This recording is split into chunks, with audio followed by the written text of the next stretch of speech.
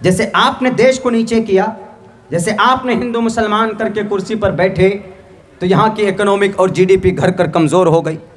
ایک بچہ ہمارا جوان مارا جاتا ہے نامعلوم افراد کے ذریعے سے ہاوڑا میں، ابھی تک اس کے قاتلوں کو نہیں پکڑ پائے۔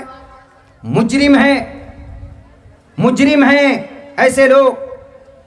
میرے نوجوانوں، میرے ساتھیوں، ہم نے بات شروع وہاں سے کی تھی، ہمیں جوانوں کے اوپر تقریر کرنی تھی، جوان کی زندگی کے اوپر ہمیں تقریر کرنی تھی، کیونکہ آج کل ہمارے جوان بھٹک زیادہ رہے ہیں۔ وہی جوان جو بھٹک گئے، خواہ مخواہ کے نعرے لگا کر بیٹی کو پریشان کر دیا۔ لیکن جوانوں، جو زندگی آپ کی بچی ہے، اس جلسہ کمیٹی کے جتنے بھی نوجوان اور جتنے بھی یہاں پر جڑے ہوئے ہمارے ساتھی جو آئے ہوئے، ان سب سے میں گزارش کروں گا کہ اللہ تبارک و تعالیٰ نے زندگی کا ایک خوبصورت موقع آپ کو عنایت فرمایا ہے، آپ اس کو صحیح استعمال کیجئے۔ اور یقیناً جب یہ جوان اپنی زندگی کے اندر میں کوئی مشن طے کرتا ہے تو اس قوم کی تقدیر بدل جاتی ہے، اس قوم کے مزاج بدل جاتے ہیں، اس کے اندر کی پریشانیاں ختم ہونے لگتی ہے۔ آپ یاد کیجئے، محمد الرسول اللہ کو نبوت ملی کتنے سال میں؟ 40 سال میں۔ اس کے بعد جو آپ علیہ السلام کے ساتھ جو صحابہ جڑے ہیں، جو صحابہ کرام نے تعاون پیش کیا ہے، وہ بہت زیادہ بوڑھے نہیں تھے۔ حضرت ابو بکر صدیق کی عمر کتنی تھی؟ ماتر 38 سال کی عمر تھی۔ حضرت عثمان کی عمر کتنی تھی؟ 20 سال کی عمر تھی جب حضرت عثمان کی عمر 20 سال تھی۔ حضرت عمر فاروق جب اسلام لے آئے، جب کلمہ پڑھا انہوں نے، وہ نبی کو قتل کرنے چلے تھے لیکن خود ہی مسلمان بن گئے۔ جب قرآن کریم کو سنا انہوں نے تو دل کی کیفیت بدل گئی۔ تو عمر فاروق کی عمر کتنی تھی جوانوں؟ 26 سال کی عمر تھی۔ یہ بات اپنے ذہنوں میں بٹھا کر کے رکھیے گا۔ حضرت مصعب بن عمیر کی عمر کتنی تھی؟ 36 سال ان کی عمر تھی جب وہ ایمان لائے۔ اور ایک چھوٹے بچے، کون؟ حضرت علی رضی اللہ تعالیٰ عنہ، کتنی عمر تھی جب وہ ایمان لائے؟ 12 سے لے کے 14 سال۔ 12 سے لے کے 14 سال جب ایمان لانے کے لیے آئے، محمد رسول اللہ سے کہا کہ profit, I want to convert my religion into Islam. I will accept the Islam. حضرت نبی کریم علیہ السلام نے کہا کہ اے علی، تم مت قبول کرو۔ کیوں؟ پہلے جا کر ابا سے پوچھو۔ ابا کون؟ خواجہ ابو طالب سے پوچھو۔ اس وقت اللہ کے نبی بھی خواجہ ابو طالب کے نگرانی میں تھے۔ تو انہوں نے کیا کہا؟ حضرت علی نے کہا کہ اللہ کے نبی، ایک سوال کا جواب دیجئے مجھے۔ کہا کیا بات؟ کہا یہ بتائیے کہ جب اللہ نے مجھے پیدا کرنے کا ارادہ کیا تو میرے ابا سے مشورہ کیا تھا کیا؟ انہوں نے کہا کہ نہیں۔ تو کہا کہ جب اللہ سے میرے ابا سے میرے اللہ نے جب مشورہ نہیں کیا میری پیدائش کے لیے، تو میں اس اللہ کے پیغام کو قبول کرنے میں اپنے ابا سے کیوں مشورہ کروں؟ اتنے چھوٹے بچے ہیں، 10 سال 12 سال کی عمر ہے۔ آج کل ہمارے 12 سال کا بچہ کیا کرتا ہے؟ گلی ڈنڈا کھیلتا ہے، کرکٹ کھیلتا، نہ پڑھتے، نہ قرآن پڑھتے، نہ مکتب جاتے، نہ اسکول جاتے۔ تعجب ہے ایسی قوم پر، 12 سال کی عمر میں اتنی ذہانت۔ حضرت علی رضی اللہ تعالیٰ عنہ، حضرت زید بن حارث، اسامہ بن زید، 16 سال کی عمر میں 17 مہینے کے اندر قرآن کریم کا ٹرانسلیٹر بنے۔ حضرت امام مالک 17 سال کی عمر میں مدینہ المنورہ کا مفتی اور وہاں کا جسٹس بنے، ججز آف اسلام بنے۔ 17 سال کی عمر میں تمام مفسرین کا قلم جہاں رک جائے، جہاں حضرت عبداللہ ابن عباس کی روایت آ جاتی ہے، اتنے بڑے مفسر بنے۔ 16 سال کی عمر ہے حضرت عبداللہ ابن عباس کی۔ سب سے بڑے مفسر کون؟ عبداللہ ابن عباس رضی اللہ تعالیٰ عنہ۔ 16 سال کی عمر میں مفسرین کے تفسیر کے امام بنے۔ محمد بن قاسم 17 سال کی عمر میں راجہ طاہر کو دھول چٹانے والا جوان، اور پھر محمد الفاتح قسطنطنیہ کو فتح کرنے والا، اور پھر جناب عبد الرحمن ابن اوسر پورے یورپ کے اوپر قبضہ کرنے والا. میرے بھائیو یہ وہ نوجوان ہے جنہوں نے تاریخ کی دشا بدل دی. ان سب کو چھوڑیے, ایک معصوم بچہ دو تاریخ کے اندر ان کا نام, ایک کا نام معوذ, ایک کا نام معاذ. اس دھرتی کا سب سے بڑا فرعون کون؟ ابو جہل. اس دھرتی کا سب سے بڑا دشمن کون؟ عمیر بن وہب. اس دھرتی کا سب سے بڑا دشمن فرعون کون؟ ابو جہل. ابو جہل کا خاتمہ کس نے کیا؟ دو چھوٹے بچے نے, ایک کا نام معوذ, ایک کا نام معاذ اینڈ معوذ بن افرا. جنگ بدر میں میدان میں ساری ترتیبیں لگی ہوئی ہے, فوجی کھڑے ہیں ایک طرف سے, ایک صحابی تھے بیچ میں, ایک طرف وہ چھوٹے معاذ, ایک معوذ. کتنی عمر ہے ان کی؟ کتنی ہوگی؟ آپ لوگ کہیں گے کہ مولانا 25-30 سال کی ہوگی. 25-30 سال عمر نہیں تھی. ایک کی عمر 13 سال, ایک کی عمر 14 سال. یہ جوانی بتائیے. ایک بالغ ہو گئے تھے, ایک بالغ بھی نہیں ہوئے تھے. کھڑے ہو گئے ابو جہل کو ان کے خاتمے کے لیے, اس طرف کھڑے ہو گئے. صحابی جو بیچ میں تھے انہوں نے کہا کہ ارے بھائی یہ کون چھوٹا بچہ آ گیا سامنے, اب ان دونوں چھوٹے بچوں کو میں سنبھالوں گا کہ میں ابو جہل کا مقابلہ کروں گا. یہ سوچ رہے تھے صحابی, کیونکہ چھوٹے بچے ہیں, اگر جوان کوئی پہلوان ہوتا تو ہم کو مدد ملتی, یہی سوچ رہے تھے وہ. اتنے میں چھوٹا بچہ بولا ایک طرف سے, معاذ اے چچا آپ ابو جہل کو جانتا ہے؟ انہوں نے کہا کہ کیا کرو گے؟ کہا کہ نبی کو گالی دیتا ہے نالائق, چھوڑیں گے نہیں.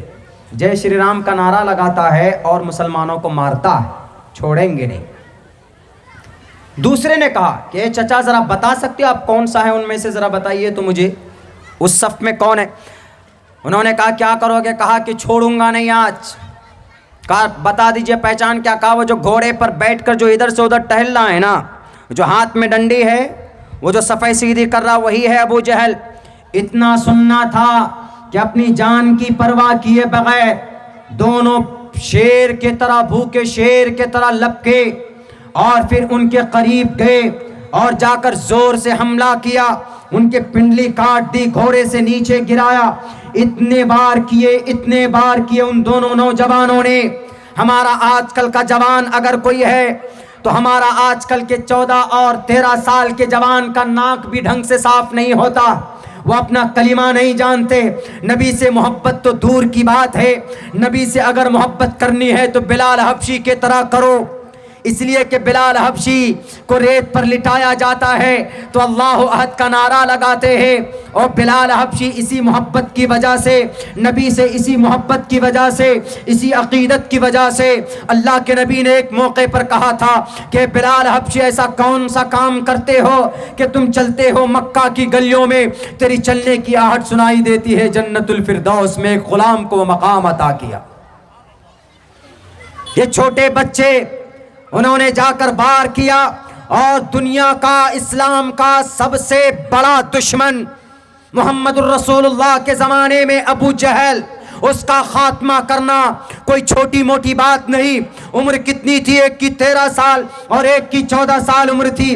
آج کل ہمارا نوجوان 15 سال, 20 سال, 25 سال کا کس میں بزی ہوتا ہے؟ ویلنٹائنس ڈے منانے میں بزی رہتا ہے, اپنے گرل فرینڈ سے بات کرنے میں بزی رہتا ہے, یا واٹس ایپ کے اوپر چیٹنگ میسج کرتا ہے, یا فیس بک کے اوپر پیج بنانے میں اور اس کے ذریعے سے پیسہ کمانے میں, الگ الگ طرح کے ٹیکنالوجی استعمال کرنے میں بزی اور ویست رہتا ہے. نہیں میرے نوجوانوں, اللہ نے آپ کو جوانی دی ہے. اگر کل قیامت میں آپ سے پوچھ لیا وَأَنْ شَبَابِهِ فِيمَا أَفْنَا, جوانی کہاں فنا کر کے آئے, کرناٹکا جیسی جگہ میں تمہاری بیٹی کی پردے کو اتارنے کی کوشش کی گئی, کیا تم نے اس کے اوپر آواز بلند کیا؟ تو کیا جواب دو گے؟ اللہ پوچھے گا کل قیامت میں کہ تمہیں صحت و تندرستی عطا کی تھی, تم نے نماز پڑھی, تو کیا جواب دو گے؟ اللہ تبارک و تعالیٰ آپ سے پوچھے گا کہ تمہارے مسجدوں میں بلڈوزر چلائے گئے, کیا تم نے آواز بلند کی؟ آپ کیا عذر پیش کرو گے؟ آپ کہو گے کہ نہیں ہمارے بھارت میں ہو رہا تھا, تو بھارت کا سمویدھان کہے گا تھا کہ ہم نے تو منع نہیں کیا تھا. اگر تمہارے دھارمک استھل کو گرانے کی کوشش کی گئی ہے تو بھارت کے سمویدھان کا آرٹیکل نمبر 21 تو کہتا تھا کہ صاف لفظوں میں protection of life and personal liberty, no person shall be deprived of his personal liberty. اس کی اچھائی کو, اس کی زندگی کو بچانے کی ذمہ داری بھارت کے سمویدھان نے دیا تھا. تم نے آواز بلند کی تھی, تم نے آواز بلند کی ظالموں کے سامنے میں. کیا جواب دیں گے اس وقت میں؟ میرے بھائیوں, ہمیں اپنی آواز بلند کرنے کی ضرورت ہے. وہ بیٹی اکیلے کھڑی, کیرلا کی بیٹیوں نے شکایت کیا, ہم پردے کے لیے آواز بلند کرتے ہیں لیکن سماج کے لوگ ہمارے پیچھے نہیں آتے ہیں. سماج کے مسلمانوں کا طبقہ ہمارا ساتھ نہیں ہے, سماج کے دانشور لوگوں کا طبقہ ہمارے ساتھ نہیں ہے. میرے جوانوں, ان کو سپورٹ کرنے کی ضرورت ہے. سپریم کورٹ, ہائی کورٹ جانے کی ضرورت ہے. انشاءاللہ we will success we had been success in Kerala High Court in 2016 and CBSE versus Bashir Fatima, ان کے خلاف تو ہم کیس جیت چکے ہیں کیرلا ہائی کورٹ میں. انشاءاللہ in this time we will success and we will fight, we will completely انشاءاللہ ہم اس کیس کو بھی سپریم کورٹ, ہائی کورٹ کے اندر جیتیں گے. اس لیے کہ پہلے بھی ہم جیتے ہیں کیونکہ پردہ ہمارا حق ہے. بیٹی کی عزت کی رکشا کرنا ہمارے قرآن کا فرمان ہے. اسی لیے ہم نے کہا تھا کہ بھارت کے پرائم منسٹر صاحب, آپ اسلام کو مت مانیے, قرآن کو مت مانیے, لیکن اگر آپ چاہتے ہیں کہ بہن منیشا جیسے واردات نہ ہو, ڈاکٹر پرینکا جیسے واردات نہ ہو, اور پھر نربھیا جیسے کانڈ دلی میں نہ ہو, تو قرآن کے آرڈر کو نافذ کر دیجئے. صرف زنا کے لیے, صرف ریپسٹ کی سزا کے لیے پورا قرآن چھوڑ دیجئے. آپ ریپسٹ کی سزا جو قرآن میں ہے اس کو آپ امپلیمنٹ کیجئے بھارت کے اندر. اگر 1 سال میں زنا گھٹ کر 0 پر نہ آ جائے تو ہم کو آپ کہیے گا کیا ہے سزا. سزا یہ ہے, اگر کوئی زنا کرتا ہے, کسی کی بیٹی کی عزت کو لوٹتا ہے, تو قرآن میں ہے الزانیۃ والزانی فاجلدوا کل واحد منہما 100 جلدہ. اللہ نے صاف لفظوں میں سورہ نور میں بیان کیا, اگر کوئی کسی بیٹی کی عزت لوٹتا ہے, زانی, زانیہ عورت, عزت لوٹنے والا, بلاತ್ಕಾری جو ہوگا 2 ہی ہوگا, ایک تو شادی شدہ ہو سکتا ہے یا غیر شادی شدہ ہو سکتا. اگر غیر شادی شدہ ہے تو 100 کوڑے برساؤ اس پر. کہاں پہ؟ یہیں پر, اسی جگہ پر سامنے میں 100 کوڑے برسیں گے, سارے لوگ دیکھیں گے, تڑپے گا, چیخے گا, چلائے گا.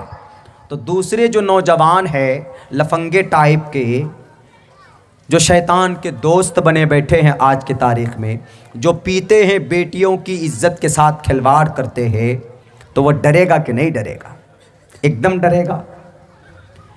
اگر کوئی مرد شادی شدہ اگر اس نے یہ حرکت کی ہے, کسی بہن منیشا کی عزت لوٹی, یا ڈاکٹر پرینکا کی عزت لوٹی, یا بہن آصفہ کی عزت لوٹی, تو اس کے لیے کیا, شادی شدہ ہے لیکن کسی کی عزت لوٹ لیا, تو قرآن کیا کہتا ہے کہ گڈھا کھودو, کمر تک اس میں دفنا دو, کمر تک, کمر سے اوپر اس کو باہر رکھو.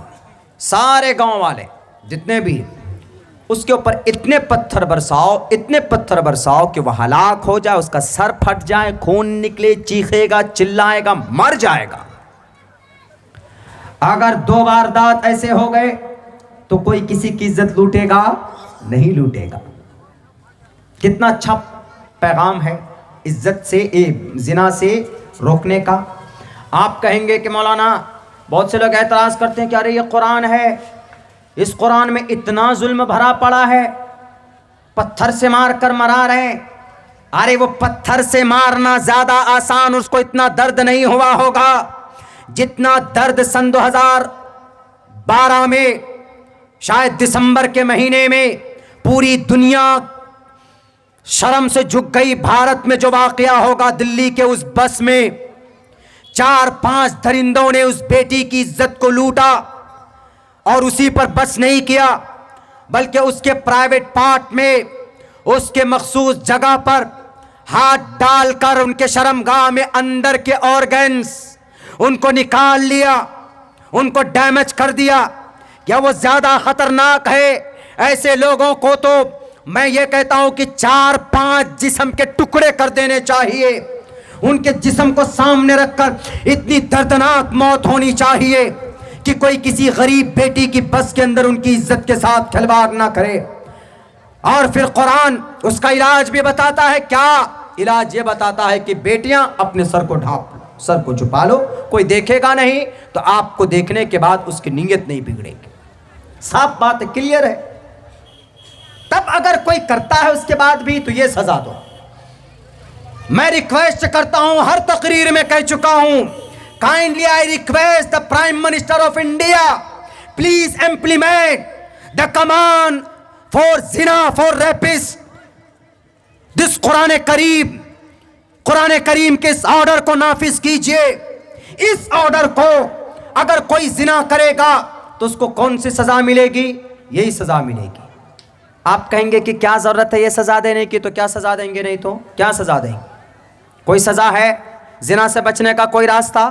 زنا زانی کو کوئی سزا نہیں جناب. یہاں تو بڑے بڑے قاتل کو سزا نہیں ملتی. اتر پردیش کے ایک منتری صاحب کے بیٹے نے کسانوں پر چلا دی گاڑی، 4-6 آدمی مر گئے اور ابھی 3 مہینے میں باہر آ گیا. لیجیے، بیل ہو کے باہر آ گئے. جن کا ڈنڈا، جن کے کیا کہتے وہ، جس کی لاٹھی اسی کی بھینس، وہی چل رہا اس دیش کے اندر میں، جس کی لاٹھی اس کی بھینس. اور بہت سارے ایسے ریپسٹ ہوتے ہیں کہ جس کے اوپر پہنچ ہوتی ہے وہ اپنی پیروی کرا کر کے نکل جاتے ہیں. قرآن کے اس فرمان پر اگر عمل کیا جائے گا تو سماج کی کسی بیٹی کی عزت نہیں لوٹی جائے گی. سماج کی کسی بیٹی کی عزت کے ساتھ کھلواڑ نہیں ہوگا. ہم قسم کھا کر کہتے ہیں، صرف 6 سے 1 سال کے 20 تک آپ اس قانون کو نافذ کر دو. انشاءاللہ ہمیں قوی امید ہے قرآن کی برکت سے.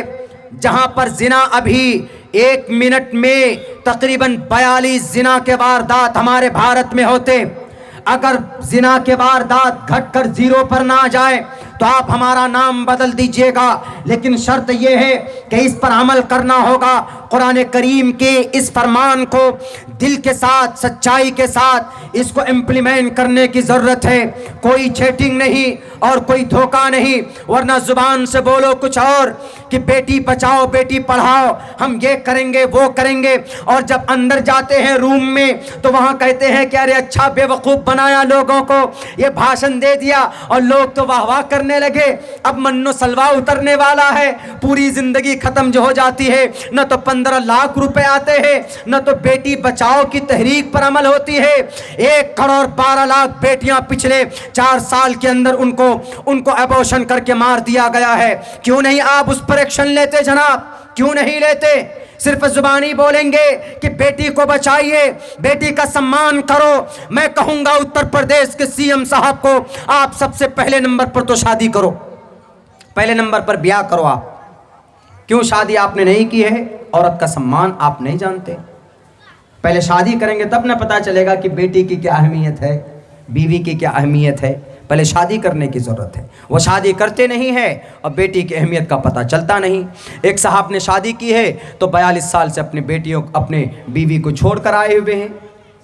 42 سال ہو گئے اپنی بیوی کے پاس نہیں گئے. کون؟ ہمارے دیش کے سب سے بڑے نیتا جی. بیٹی کا سمان تو جب ہی ہوگا نا کہ جب بیٹی ہوگی. ان کی بیٹی نہیں، ان کے بیٹے نہیں اور ان کی بیوی نہیں. اب کیسے پتا چلے کہ بیٹی کا کیا درد ہوتا، بیٹے کا کیا درد ہوتا ہے؟ اولاد کا درد اسی کو ہوتا ہے نا جس کو اولاد ہوتی. انہیں تو پتہ ہی نہیں جناب. میرے بھائیوں، میرے سماج کے لوگوں، میرے سماج کے نوجوانوں، ہمیں اس وقت میں ایسی سچویشن میں، آج کل کے زمانے میں ہمیں کرنا کیا چاہیے؟ ہمیں کرنا یہ چاہیے کہ سب سے پہلے نمبر پر جتنی مخالفت قرآن کی جا رہی ہے، جتنی مخالفت شریعت کی جا رہی ہے، اتنا زیادہ زور دے کر ہمیں اپنے شریعت پر عمل کرنے کی ضرورت ہے. اگر آپ کو ڈر لگتا ہے، اگر آپ کو خوف ہے کہ نہیں جناب پتہ نہیں کیا ہو جائے گا، تو میں ایک تاریخ آپ کو بتاتا ہوں. حضرت عیسیٰ علیہ السلام سے پہلے، عیسیٰ علیہ السلام کے 300 سال بعد ایک بادشاہ پیدا ہوا. اس کا نام تھا دقیانوس. وہ بادشاہ ایسے ہی تھا، ان پڑھ تھا، گوار تھا، وہ بھی ایسے ہی بولتے تھے کہ 12ویں پاس کے بعد 10ویں میں تمہارا ایڈمیشن کرائیں گے، 10ویں پاس کرو گے تو 8ویں میں کرائیں گے، 8ویں میں پاس ہوگے تو 6 میں کرائیں گے، 6 میں پاس ہوگے تو 4ویں میں کرائیں گے، 4ویں میں پاس ہوگے تو UKG نرسری میں ڈال دیں گے، UKG نرسری پاس کرو گے تو پکوڑا بیچنے لگا دیں گے۔ آگے بڑھائیں گے نہیں، پیچھے جائیں گے۔ آدمی آگے جاتا ہے، یہ پیچھے آ رہے۔ وہ دقیانوس وہ بھی یہی کہتا تھا، کیا؟ وہ صاف لفظوں میں یہ کہتا تھا کہ مجھے مانو خدا، میری عبادت کرو۔ بہت اچھی ہوا چل رہی ہے الحمدللہ، اللہ کی طرف سے ہے یہ سرسر آندھی۔ میری عبادت کرو۔ دقیانوس، ہم لوگ بولتے ہیں نا، ارے یہ تو دقیانوسی ہے۔ دقیانوسی کا مطلب وہی پرانا جو بادشاہ تھا، بہت زیادہ خڑوس تھا، وہ بہت زیادہ ظالم بھی تھا، خڑوس بھی تھا۔ دقیانوسی خیال جی، دقیانوسی دقیانوسی، وہ دقیانوس۔ اس نے کہا کہ مجھے خدا مانو، لیکن کچھ نوجوان تھے اس کے اس دعوے سے پریشان ہو گئے اور انہوں نے یہ کہا، ایک نوجوان اپنے گاؤں سے نکلا، جیسے آپ کے اس گاؤں میں اگر کوئی پردھان ہے، اگر وہ ظلم کرتا ہے تو کسی کو ہمت نہیں ہوتی، اگر وہ آواز بلند کرتا ہے تو اس کو جیل میں ڈال دیتے ہیں، پولیس کے ذریعے سے اس کو ٹارچر کرتے ہیں، ED کے ذریعے سے پریشان کرتے ہیں، اگر وہ حق کی بات کرتا ہے تو اس کو IB کے ذریعے، آئے کر وبھاگ والے کے ذریعے، جیسے ابھی ممبئی کے اندر ایک منتری جی کو انہوں نے ابھی وہ جناب نارکو ٹیکس کی وہ پوری وہ ڈرگس کے معاملے میں وہ پورے کرپشن گھوٹالے کو کھول کر رکھا، تو ابھی ان کا ED والوں نے، انفارمرس آف ڈائریکٹر نے ان کو پکڑ کر اس کو مجبور کرنے کی کوشش کی۔ بہرکیف اگر وہ مجرم ہیں تو ان کو سزا دی جائے، لیکن انہوں نے بہت سارے حقائق لوگوں کے سامنے رکھے۔ آپ کو اس کا نام معلوم ہوگا، میں نام نہیں لوں گا، لیکن میرے بھائیوں، اگر آپ کے علاقے میں یا بھارت کے کسی حصے میں اگر مسلمانوں کو مائنورٹی سمجھ کر ڈرایا جاتا ہے کہ نہیں یہ مسلمان ہیں، تھوڑے ہیں جناب بھارت میں، اسی لیے ان کو ڈراؤ، برقعے کے نام پر ڈراؤ، ٹوپی کے نام پر ڈراؤ، مسجد کے نام پر ڈراؤ، داڑھی کے نام پر ڈراؤ۔ ایک بات یاد رکھو، اگر ہم ٹوپی اور داڑھی والے ہیں تو اس کا یہ مطلب نہیں ہے کہ ہم اس دیش میں ظالم ہیں، ہمیں تلوار، ہم صرف تلوار کی بات کرتے ہیں، یہ تمہاری بھول ہے۔ تلوار کی بات تمہاری کتابوں میں، ہمارے قرآن میں تو امن کی بات ہے۔ الحمدللہ رب العالمین الرحمن الرحیم مالک یوم الدین ایاک نعبد و ایاک نستعین اہدنا الصراط المستقیم صراط الذین انعمت علیہم غیر المغضوب علیہم ولا الضالین الف لام میم ذالک الکتاب لا ریب فیہ ھدی للمتقین الذین یؤمنون بالغیب ویقیمون الصلاۃ ومما رزقناہم ينفقون۔ بتائیے، میں نے سورت پڑھی، پہلی سورت، اور اب سورہ بقرہ کی ایک دو آیتیں میں نے پڑھی، کہیں پر لڑائی کی بات نہیں، کہیں پر مارنے کی بات نہیں، لیکن اس کو مدعا بنا کر بھارت کے اس دیش کے امن پرست مسلمانوں کو کبھی تو کہیں پر داڑھی پکڑ لیتے ہیں اور مجبوراً کہتے ہیں کہ تم یہ نعرہ لگاؤ اور تم کہو کہ تم کو ایسا کرنا ہے، تم کو یہ بولنا ہے۔ ابھی ممبئی کے اندر ایک 75 سال کا مزدور آدمی بہار کا، اس کو اتنا مارا گیا، اس کو اتنا مارا، ہاسپٹل کے اندر جا کر اس کی موت ہو گئی۔ اگر ان تمام ظلموں کا تمہارا مقصد یہ ہے کہ ہم انہیں ڈرائیں گے اور اس دیش پر قبضہ کر لیں گے، یاد رکھو جلال الدین کی ان زندگی کو جب ہم نے اس دیش کو بچایا تھا اس چنگیز خان سے، تو تم کس کھیت کی مولی ہو؟ ہم اس دیش کو تم سے بھی بچا سکتے ہیں، ہم اس دیش کو ہندوتوا طاقت سے بچا سکتے ہیں، ہم اس دیش کو ہم نے بڑے بڑے ظالموں سے بچایا ہے، ہم نے چنگیز سے بچایا ہے، ہم نے ہلاکو خان سے بچایا ہے، ہم نے انگریز سامراج سے بچایا ہے اس دیش کو۔ آج بھی ضرورت پڑے گی تو تم جیسے ظالم سے بھارت کے سمویدھان کو بچائیں گے، تم جیسے ظالم حکمرانوں سے، جاہل ان پڑھ گوار لیڈروں سے ہم اس دیش کی آن بان شان کو بچائیں گے۔ ہم جھکنے نہیں دیں گے اپنے ترنگا کو، ہم مٹنے نہیں دیں گے اپنے بھارت کے سمویدھان کو، وہ سمویدھان جس میں لکھا ہے ہندو مسلمان ایک، وی دا پیپل آف انڈیا، ہم بھارت کے لوگ ہیں، ہم یہاں پر برقع بھی پہنیں گے، ہم یہاں پر بھگوا بھی پہنیں گے، لیکن اگر برقع اور بھگوے کو لڑایا گیا، جو لڑائے گا اس کے ہاتھ میں ہتھکڑی ڈالی جائے گی۔ دھارا 153(1) کے تحت، دھارا धारा 153B के तहत भारत की अखंडता को नुकसान पहुंचाने के लिए उसके हाथ में हथकड़ी डालकर उसको जेल के सलाखों के पीछे भेजा जाना चाहिए। और अगर तुम सोचते हो कि यहाँ के मुसलमानों को डराएंगे धमकाएंगे, फिरौन से नहीं डरे थे, एक बेटी फिरौन से नहीं डरी थी, फिरौन के साम्राज्य को खात्मा किया था, तो हमारी बेटी कर्नाटका में खड़ी वो भी नहीं डरेंगे। और फिर हामान का मुकाबला किया, कारून का मुकाबला किया, अबू जहल का मुकाबला किया। अबू जहल ने कहा था सुमैया को, ए सुमैया मुझे मानो, मैं हूं सीएम, मैं हूं पीएम, मुझे नहीं मानोगे तो तुम्हारे जिस्म के टुकड़े करवा दूंगा। बीबी सुमैया ने कहा अगर 1,00,000 जान अल्लाह अता कर दे, एक एक जान को कुर्बान करने के लिए सुमैया तैयार है। उसी सुमैया की बेटी ये मुस्कान है, उसी सुमैया की बेटी ये हिजाब वाली है, उसी सुमैया की बेटी हमारी भारत के अंदर है। भारत की संस्कृति को बचाने के लिए बातिल ताकत जब भी हक के साथ निपटती है तो हमेशा बातिल का खात्मा होता है। इसलिए कि निज़ाम है, कानून है, जा अल हक़ व ज़हक़ल बातिल इन्नल बातिल कान ज़हूक़ा।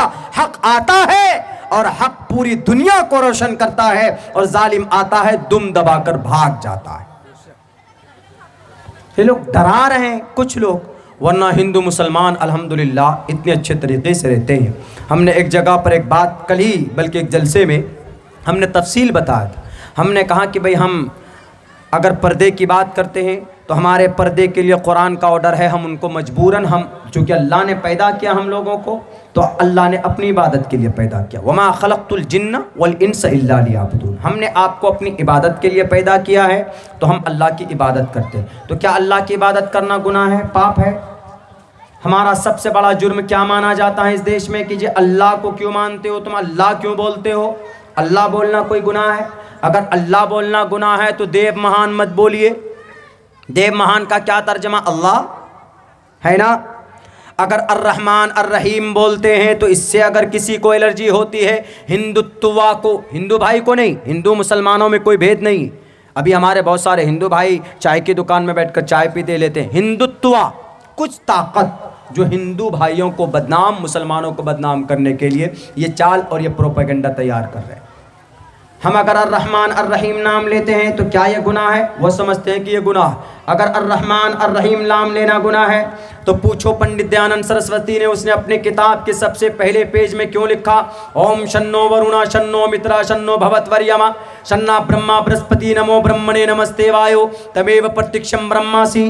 क्यों कहा? इसका मतलब वो वायु, वो मित्रा, वो वरुण, सबका नाम एक ही है। इंद्र भी वही, मित्रा भी वही, वरुण भी वही, विष्णु भी वही, ब्रह्मा भी वही, शिव भी वही है कि नहीं है? हम अर्रहमान अर्रहीम बोलते हैं, बस फर्क इतना है। And this is Arabic word and this is Sanskrit word, फर्क इतना है। The meaning is a very clear and same, meaning के अंदर में कोई फर्क नहीं है। हम नमाज पढ़ते हैं अकीमुस्सला पथमादारका जीवादी उदियन मुजियते। नमाज अकीमुस्सला, जो मतलब अकीमुस्सला का है वही मतलब पथमादारका जीवादी उदियन मुजियते का है। जो मतलब कुल्लिल मुमिनाति यग़ज़ुज़्न मिन अब्सारिहिन्ना का है वही मतलब है किसका?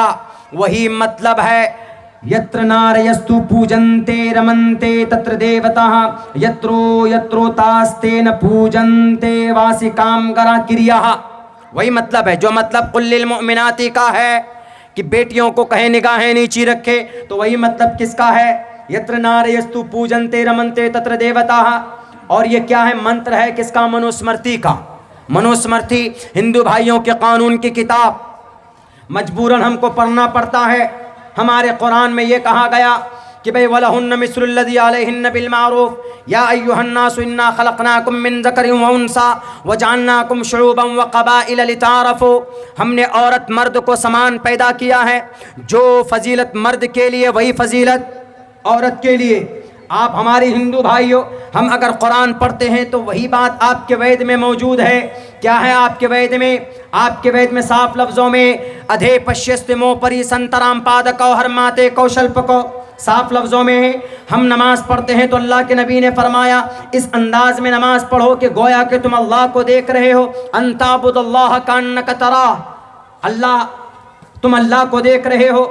حدیث میں ہے تو یہی بات کہی گئی، سمم کائے شروع گریوا دھارین چلم استراہ ان سمپریکش ناسی کامگرا دشس چانو، دشس آپ کی دشا نہیں بھٹکنی چاہیے، چانو لوکنیہ ادھر ادھر نہیں دیکھنا چاہیے۔ جیسے ہم نماز میں نیت باندھنے کے بعد ادھر ادھر نہیں دیکھتے ہیں، ادھر ادھر دیکھیں گے تو نماز میں بگاڑ پیدا ہو جائے گی، زیادہ ادھر ادھر دیکھیں گے تو نماز ہی ختم ہو جائے گی آپ کی۔ تو یہی ہے اقیم الصلاۃ، نماز قائم کرو، نماز کو خلوص کے ساتھ پڑھو۔ تو قرآن ہے، لیکن یہی آرڈر کہاں پر ہے؟ یہی آرڈر منو اسمرتی میں موجود ہے، منو اسمرتی کے چیپٹر نمبر 3 کے شلوکا نمبر 55 اور 56 55 اور 56 میں صاف لفظوں میں سمم کائے شرو گری وادھارین چلم، کائے شرو گری، کائے شرو سر، شکل، گریوا گردن، ان تمام ان تینوں چیزوں کو ان سمپریکش ناسی کامگرا، ناک کے طرف دیکھو، ناک کو سیٹ میں رکھ کر، دشس چانو لوکنیا، ادھر ادھر مت دیکھو۔ اللہ کے سامنے جب ہم لوگ سجدہ کرتے ہیں تو کہاں دیکھتے ہیں؟ رکوع کرتے ہیں تو کہاں دیکھتے ہیں؟ جب ہم لوگ نیت باندھتے ہیں تو کہاں دیکھتے ہیں؟ بہت سارے آدمی ادھر ادھر دیکھتے ہیں، لیکن نہیں دیکھنا چاہیے۔ جب آپ نیت باندھتے ہیں تو بالکل سجدے کی جگہ پر دیکھیں۔ بتائیے، سنسکرت ہے لیکن پوری ترتیب نماز کی، نماز میں خلوص کی یہ بات کہی گئی۔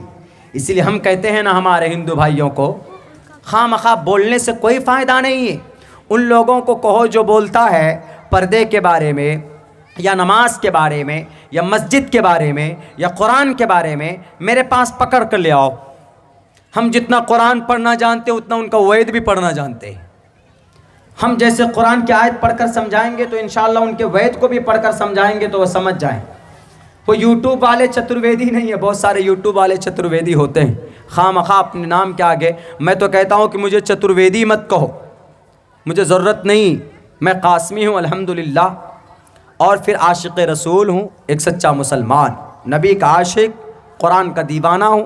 مجھے چترویدی مت کہیے۔ بہت سے آدمی بولا کہ آپ کے نام، ہم نے کہا کہ چترویدی وید کو، جو 4 ویدوں کا گیانی ہوتا، ہم نے کہا کہ جب ہم کو ضرورت پڑ جاتی ہے تو ہم بائبل بھی پڑھ لیتے، جب ضرورت پڑ جاتی ہے تو سریانی زبان کی آواستہ دساتیر پڑھ لیتے، جب ضرورت پڑ جاتی ہے تو جن جن کتابوں کی ضرورت پڑتی ہے تو ہم ڈھونڈنے کی اور کوشش کرتے ہیں کہ اس کے اندر حقیقت اور صداقت کیا ہے، لوگوں کے سامنے رکھتے ہیں۔ ابھی ریسنٹلی ہم نے یہ تحقیق کی پردے کے اوپر، یہ یتر نار یستو پوجنتے رمنتے تتر دیوتاہا، یہ والی منتر، جو بیٹی کی عزت نہ کرے، سمان نہ کرے، اس کے گھر میں دیوتا نہیں آتے، پرماتما واس نہیں کرتے، کیونکہ وہاں بیٹی کی عزت نہیں ہوتی، بیٹی کا سمان نہیں ہوتا۔ دنیا والوں، آج تک کسی نے بیٹی کو وہ سمان دیا ہے جو محمد الرسول اللہ نے دیا؟ کسی نے تو نہیں دیا نا۔ آج ہم لوگ بڑی آسانی کے ساتھ میرے مسلمان بھائیوں اپنی خود شریعت کا جنازہ نکالتے، ہم نبی پاک علیہ السلام سے محبت کا دعویٰ تو کرتے ہیں، لیکن ہماری زندگی کے اندر، نوجوانوں خصوصاً آپ کی زندگی کے اندر، وہ جوانی، وہ نبی پاک علیہ السلام کی سیرت اور سنت نہیں نظر آتی۔ آج بھی خدا کی قسم نبی کا دیوانہ بن جاؤ، آج بھی نبی پاک علیہ السلام کی سنت کو اپنی زندگی کی کسی حصے میں بسا لو۔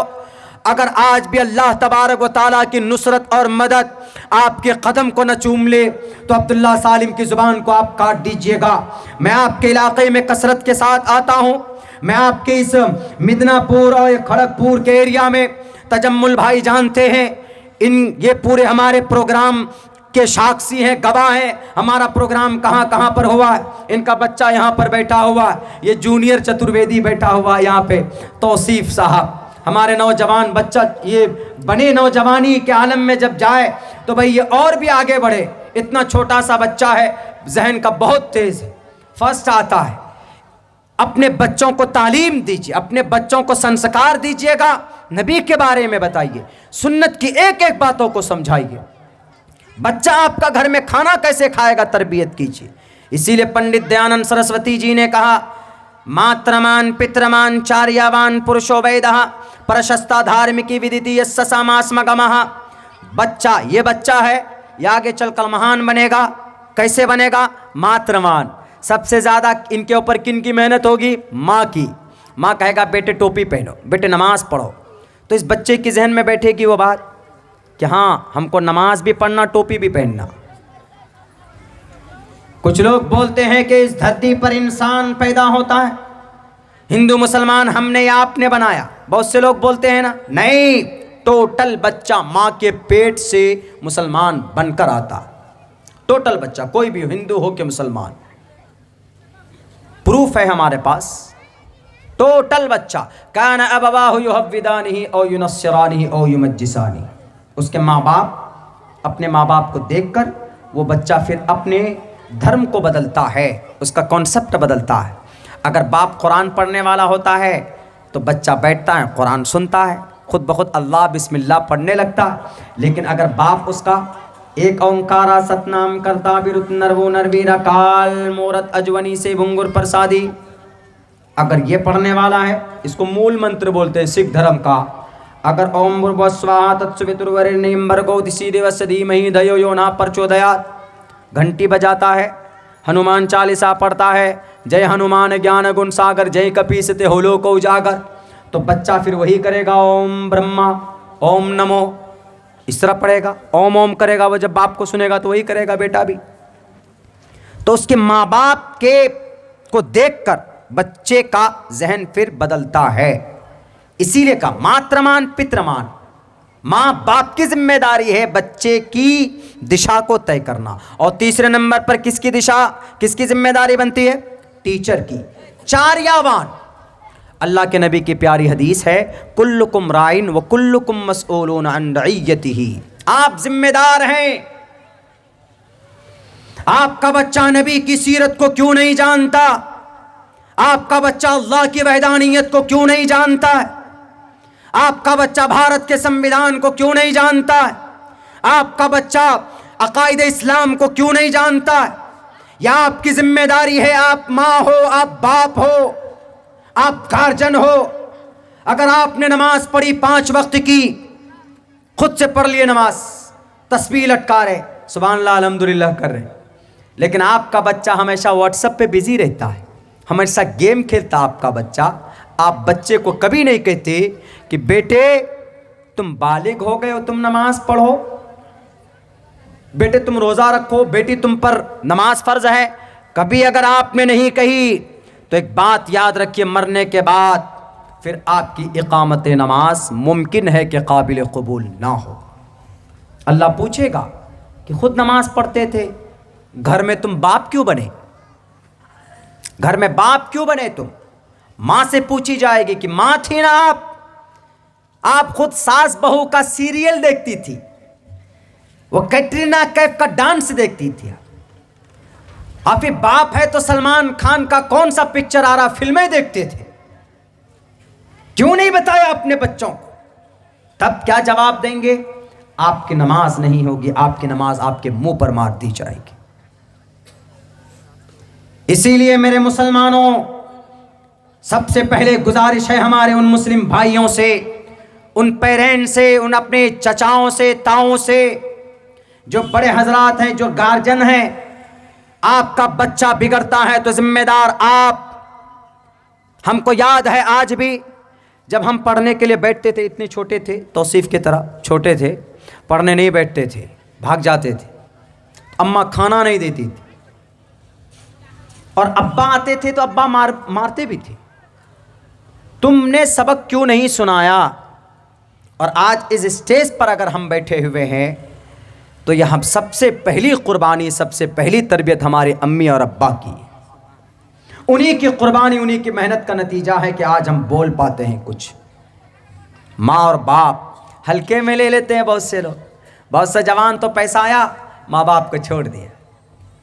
نہیں، باپ جاہل ہے، بوڑھا ہے، اگر دل میں ناراضگی ہے، یا ماں جاہل ہے، بوڑھی ہے، بدصورت ہے، بد شکل ہے، ماں ہے، ماں باپ ناراض ہے، عرش پر پہنچ جاؤ، تم ولایت کے مقام کو تم حاصل کر لو، ماں باپ کی رضا کے بغیر جنت کا دروازہ نہیں کھل سکتا۔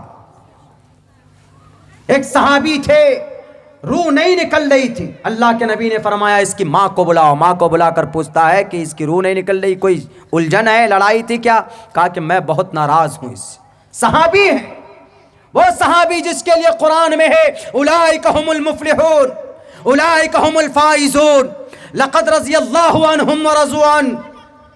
گناہ بعد میں کرتے ہیں، معافی کا اعلان پہلے اللہ نے کر دیا۔